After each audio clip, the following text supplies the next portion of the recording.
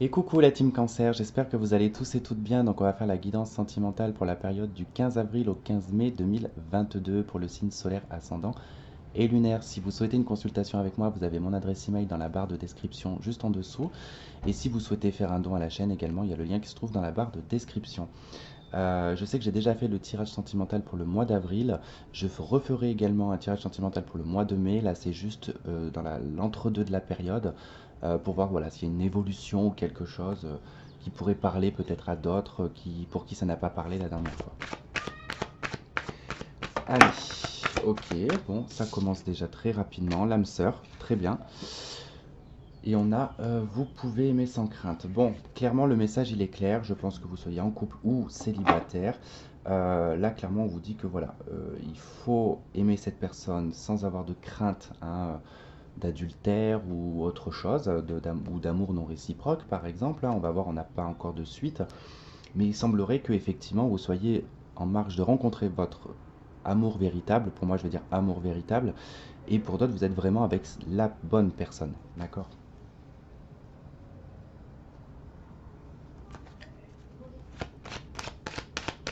Allez, qu'est-ce qu'on a avec l'âme sœur pour le cancer? Pénitence. Ouh, d'accord. Ok, on a le sceau. Alors, soit effectivement, vous êtes avec une personne qui, pour vous, cette personne est un amour véritable et que l'un ou l'autre refuse probablement ici un engagement, quelque chose de scellé entre vous.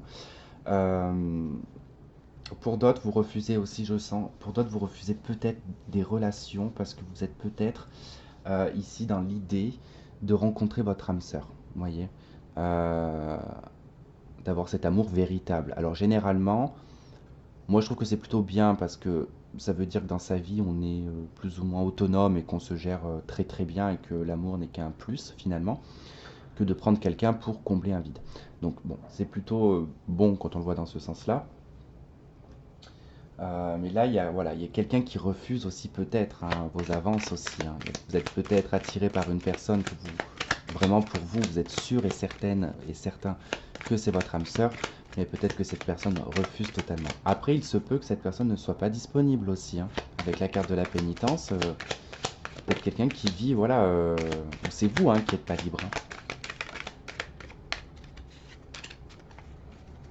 Négociation, on a essayé de communiquer, on a essayé de trouver des solutions.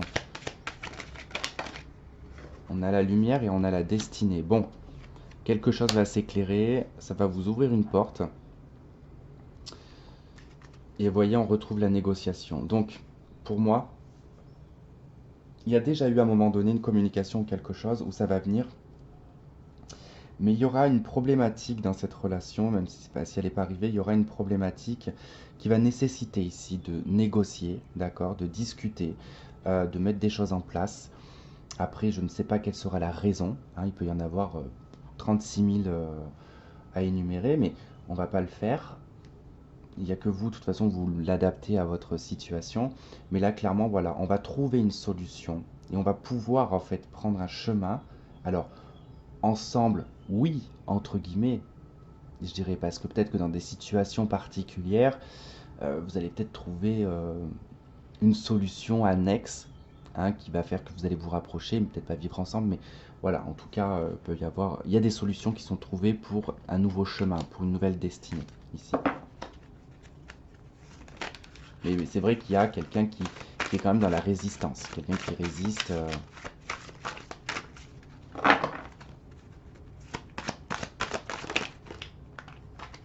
Ok, alors toi tu t'es envolé, tu t'es posé elle s'est pris pour un papillon, elle. Alors le diable, ouh, le pape.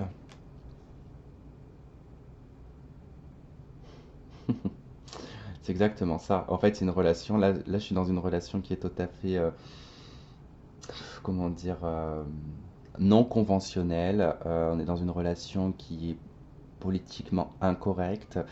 On est dans une relation qui est peut-être euh, très portée sur le charnel. Euh, c'est atypique. Là, j'ai un truc un peu atypique, mais pas que atypique, parce qu'on peut aussi également nous parler d'adultère, clairement, avec le diable et le pape. Ça, c'est les vices On voit bien, on a le côté religieux, on a le côté satanique, hein, donc c'est le côté vicieux quelque part de ce qui nous est interdit de faire quand on est engagé puis par l'autorité morale également. Mais bon, ça c'était à l'époque où c'était comme ça du coup. Mais là ça va se traduire différemment. On va regarder ça. Allez, une dernière carte s'il te plaît. Merci. Roi de coupe. Bon, ça change rien finalement, on aurait pu avoir que ces deux cartes, ça aurait été pareil. 9 de bâton, c'est des obstacles, c'est quelque chose qu'on a du mal à dépasser. Et il faut dépasser ses limites, il y a quelque chose à dépasser. Alors, un conflit, probablement, peut-être. Euh, Peut-être que c'est le fait que ce soit perdu d'avance, vous voyez. Alors, je ne vais pas vous dire que c'est perdu d'avance. Je vais vous exprimer un petit peu la situation, si jamais ça vous parle. Voilà, vous avez rencontré un homme marié, ou vous êtes vous-même marié. Après, ça se traduit vraiment différemment chez les femmes. Vraiment, c'est très différent chez les hommes et chez les femmes, sans que je fasse de différence, mais il y a quand même cette différence qui est présente quand on est dans un cas d'adultère, par exemple, que c'est un homme, hein, par exemple, qui est marié, qui a une maîtresse, il s'engagera jamais avec sa maîtresse. C'est très rare, il y aura peut-être 1% qui le feront, mais c'est très très rare. Parce que généralement, dès qu'ils se retrouvent séparés, ils ne veulent pas se retrouver dans une relation où de nouveau, hein, ils se réengagent dans quelque chose. Ils se disent waouh, je suis célibataire, donc je vais pouvoir voir plein d'autres choses. Parce qu'en soi, quand il est en couple, il n'a pas le choix que de trouver une personne qui va accepter que cette personne soit en couple. Donc il est très limité dans ses recherches. Une fois qu'il se retrouve célibataire, je peux vous assurer que vous êtes passé au second rang et, et vous serez toujours en fait dans cette position un peu de maîtresse, mais jamais réellement d'officiel. Comme je vous dis, c'est pas que je dis que ça n'arrive pas, c'est que c'est rare. Donc là, clairement, on est dans ce genre de situation également. Et là, c'est vrai que ça indique quand même, voilà, quand même une difficulté.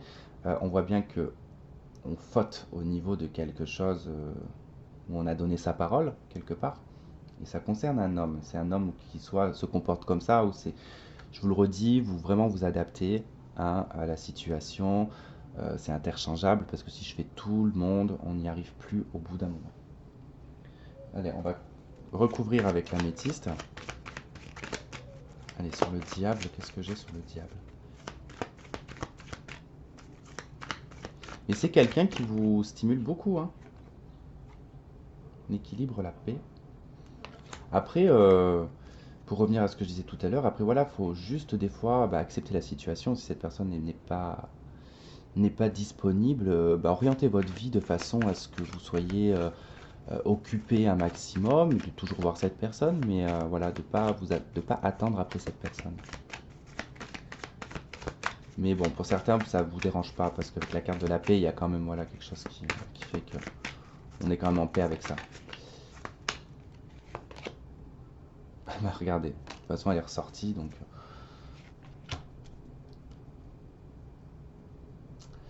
Et ouais. Les cancers, vous avez un jeu atypique.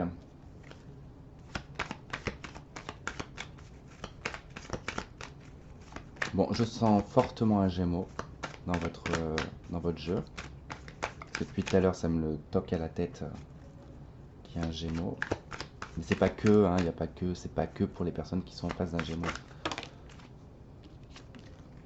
Réconciliation.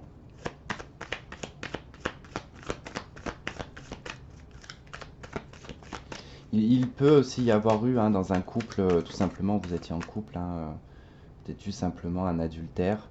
Voilà, on a passé outre tout ça, on a essayé, hein, du moins de guérir de la situation, on s'est réconcilié, mais il y a toujours des doutes, hein. On n'est pas toujours sûr de l'intégrité de la personne.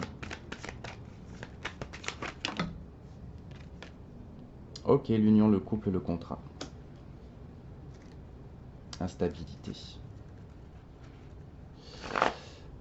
Après, il y a peut-être eu dispute, parce que c'est vrai que tout à l'heure on avait la 5 d'épée, il y a peut-être eu une dispute aussi par rapport peut-être à vos attentes, hein. C'est-à-dire peut-être que cette personne vous a dit qu'à un moment donné elle allait se séparer, chose qu'elle ne fait pas, puisqu'on voit qu'avec l'instabilité en d'autres decks, quand même, il y a ce côté où je vais le faire, je le fais pas, je vais le faire, je le fais pas, vous voyez. Bon, après, relativement en paix, hein, parce qu'on a quand même de belles cartes autour de ce diable, le pape, la réconciliation et la paix. Donc malgré que ce soit pas correct, on est relativement en paix avec soi-même, vous voyez. C'est peut-être plus cette personne qui est pas en paix avec elle-même. Stabilité, un choix à prendre, un message reçu, quelque chose de soudain, une nouvelle rencontre triangulaire. Ouais. Ok. Ok, ok, ok. En tout cas, voilà, il y a vraiment ce côté à se refuser à aimer, hein, quelque part, hein. C'est peut-être la personne que vous... En tout cas, c'est la personne pour moi qui est engagée, qui s'empêche d'aimer. Après, ça peut être... non, pas forcément, parce que peut-être que voilà, le fait que vous soyez face à une personne mariée, vous empêchez peut-être, hein, de vous lâcher aussi complètement, hein. C'est possible, hein. Voilà les cancers, et bah écoutez, j'espère que ce tirage aura résonné avec certains d'entre vous. Je vous remercie de m'avoir regardé, de m'avoir écouté. Je vous embrasse et je vous dis à très vite. Bye bye.